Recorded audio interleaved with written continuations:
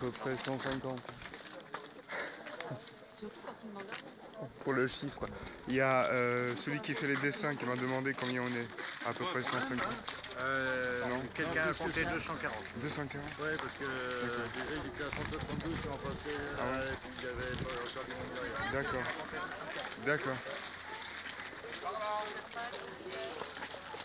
Ah oui, c'est là que ça a été donné.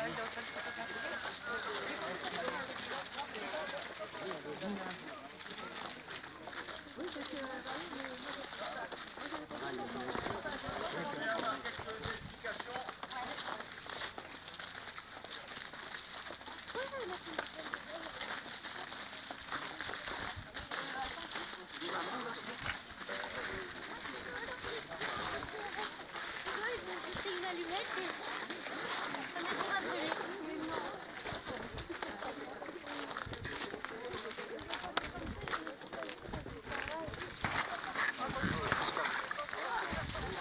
Il y a des pétards.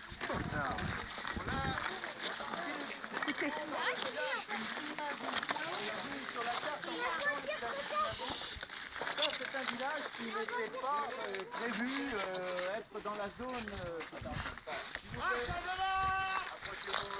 Dans le silence, et on se calme.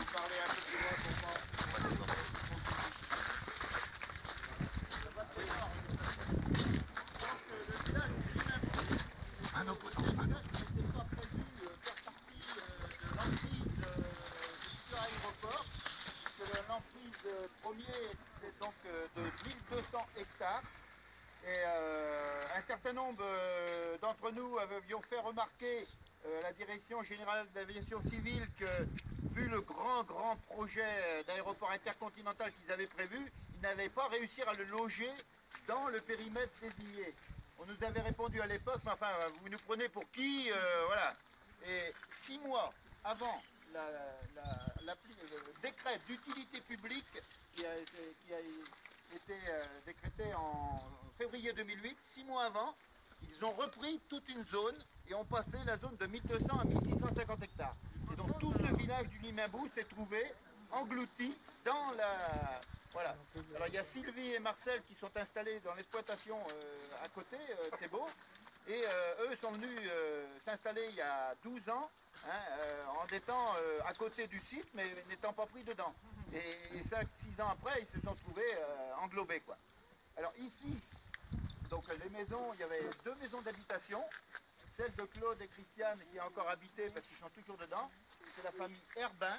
Vous en avez entendu parler au mois d'août, puisque au mois d'août, on a essayé de les chasser, mais on a fait fonctionner l'accord politique passé au mois de mai suite à la grève de la faim et ils ont été maintenus, enfin AGO a abandonné son recours, quoi. Donc ils sont toujours là. Par contre la maison qui se trouvait ici et la petite partie qui est à côté, parce que s'ils n'ont pas tout abattu, c'est pour pas fragiliser les murs de chez Claude et Christiane. Voilà. Mais là, cette maison, quand les voisins sont partis au mois d'août, là, ils ont barricadé, muré les entrées, et il y avait un gardien, un garde qui était devant, qui gardait la maison jour et nuit. Et on est arrivé, nous, un samedi, comme ça, on était 200, et on s'est dit, ben nous, on reprend la maison. Voilà, alors on a défait les choses, on est rentré à l'intérieur de la maison, et on a pique-niqué, c'était bon enfant, vous avez dû voir ça sur les vidéos. Et le dimanche, ça c'était le samedi soir, le dimanche rien ne s'est passé, et le lundi matin, bon, les Robocop sont arrivés, Après-midi, après-midi. Après-midi, oui, Ouais, j'étais là. Tout chassé, et puis ils ont démoli, voilà. Alors ils ont démoli en faisant une infraction par rapport aux plaques de vibro à l'amiante. Donc il y a des services qui sont venus voir comment ils travaillaient. Le chantier a été bloqué pendant plusieurs heures. Mais après, ils ont amélioré leur manière de faire sans doute et l'autorisation a été redonnée et ça continue à être comme ça. Voilà, c'est la même chose. Donc ça fait quand même plusieurs fois que les gens habitent, comme on est passé tout à l'heure devant la Sécherie, là, quand on a fait le circuit en voiture, je vous l'avais dit avant, c'est des gens qui habitaient, on est venu, on leur a trouvé une maison à Grandchamp, on est venu les chercher. couché avec C'est les ma forces de maman. police. Hein. Ma maman. Ah bon, faut le dire. Non, mais ils sont partis.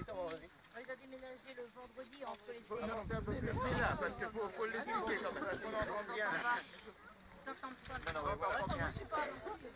Je sais que vous avez été un certain nombre d'expliquer le. Ah oui, donc ils les ont déménagés donc, le vendredi avec les Robocop, ménageurs de chez Vinci. Et avec forcément tous nos Robocop à côté, tout ça. Plus fort. Donc après, ils sont partis donc oui à Grandchamp. Bon, ils ont fermé la maison, là, je suppose. Oui, oui, le soir, Ça, oui. donc les gars les ont occupés, bon, c'est pas grave. Et le lundi matin, on détruit la maison. Donc mes parents n'avaient pas, enfin mon frère et ma mère n'avaient pas emmené plein de choses, quoi qui restait. Ils avaient des volailles, ils les ont emmenés en vitesse, mais le tracteur, bon, il restait. Ouais, la poule, il en restait 2, alors ils récupéraient, mais il avait des graines pour les poules, ils avaient du foin, ils avaient une cuisinière à bois qui était restée dans le garage, alors elle est partie à la benne, on ne sait pas où, hein. Donc voilà, c'est comme ça. 81 ans, la maman. 81 ans, puis Ouais, Dominique qui avait 59. quitté sa commune. Non, alors là, ça va pas. Voilà comment on agit. On agit sur les gens, quoi, voilà. Tout ça, je répète, dans l'illégalité totale. Hein. Pas d'autorisation de travaux, donc pas de démolition possible, pas de creusage de mort possible. Pas, voilà. C'est vraiment dans l'illégalité totale. Mais pour le préfet, c'est pas l'illégalité. Il n'a pas commencé les travaux, il est simplement à sécuriser la zone. Voilà. On joue sur les mots. Alors sécuriser la zone, on lui a bien dit que nous, avant qu'ils arrivent avec leur Robocop, la zone, on se sentait en complète sécurité. Oui, c'est sûr. C'est depuis qu'il y a des... Il y a une question, monsieur, là, devant. Carla, c'est ce qu'il reste de la maison.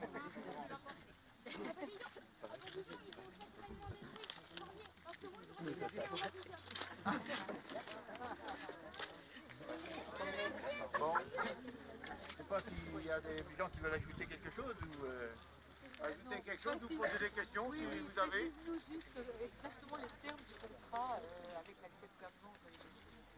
Ah, le contrat, c'est même pas, enfin c'est un contrat, c'est un accord politique, hein, parce que le 9 février 2012, tous les agriculteurs, mais les habitants, comme Claude qui n'est pas agriculteur, hein, Claude et Christiane ne sont pas des agriculteurs, mais tous les habitants, nous avons tous reçu là que c'était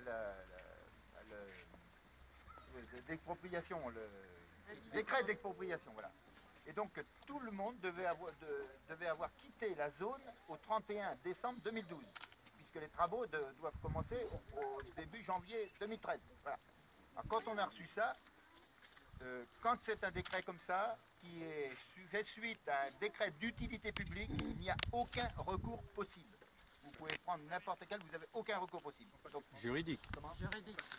Non, c'est Ils un sont pas décret. dispensés de toute manière.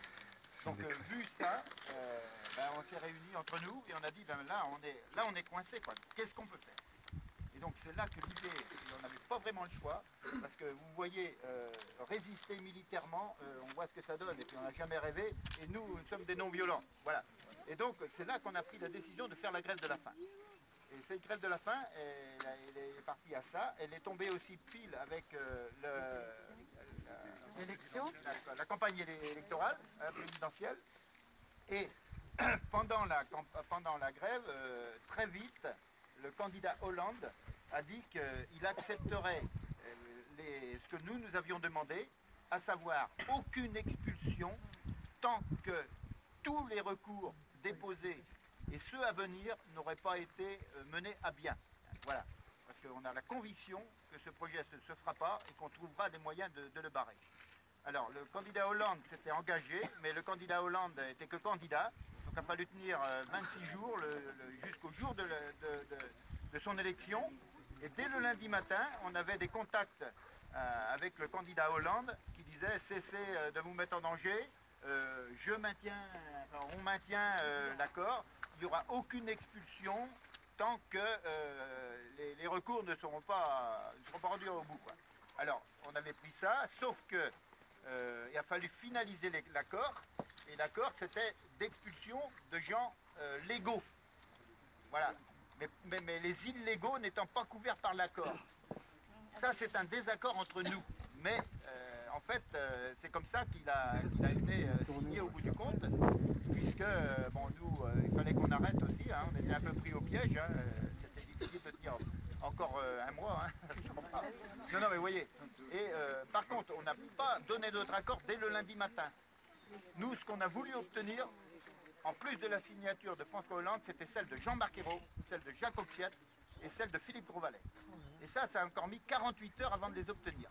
Ayrault ne voulait pas signer, il disait c'est un projet d'État, moi je ne vais pas signer. Et on a dit on ne partira pas tant que... Et il y a Robert qui est là, Robert Chiron, je crois qu'il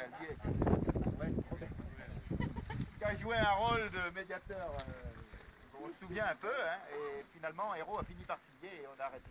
Mais alors aujourd'hui, il s'appuie sur le fait que, eh bien, il n'expulse pas les légaux, ils expulsent que les illégaux. Vous avez compris? Des gens qui sont là pour la plupart depuis 3 ans, qui ont créé, je vous ai dit tout à l'heure, des lieux de vie. Hein, et nous, il n'y a pas de différence, il y a pas, on est absolument opposés, et c'est pour ça qu'on soutient tout le monde, et on les soutient eux, là, qui ont perdu leur tente, leur caravane, et tout ça, et on fait appel à la solidarité maximum, et ça répond, et je crois que c'est ça la meilleure réponse par rapport au pouvoir à l'heure actuelle, c'est que, voilà, le ciment prend, vous voyez, entre nous tous, et ça c'est très fort. Et il faut que de plus en plus de politiques aussi, il y en a qui se font entendre, hein, mais d'élus, voilà, et que ça devienne... Bon, ils parlent d'irréversibilité. S'ils sont intervenus là, donc je vous ai dit, c'était pour nettoyer la zone, parce que voilà, mais c'est aussi pour rendre le projet irréversible. C'est pas ça qui va rendre le projet irréversible. L'irréversibilité, c'est quand ils auront été au bout de tous les recours, hein, et qui pourraient éventuellement le faire. Mais on sait que ce sera un parcours incroyable et que ce sera sans doute impossible. Donc, mais nous, là, je crois, avec ce qu'ils ont lancé, eh bien, c'est nous qui allons rentrer dans l'irréversible. Excusez-moi, on me fatigue un peu et je vais arrêter. Hein, sur le fait de gagner. Michel, oui, ben, il faut que tu rajoutes que dans l'accord, dans l'accord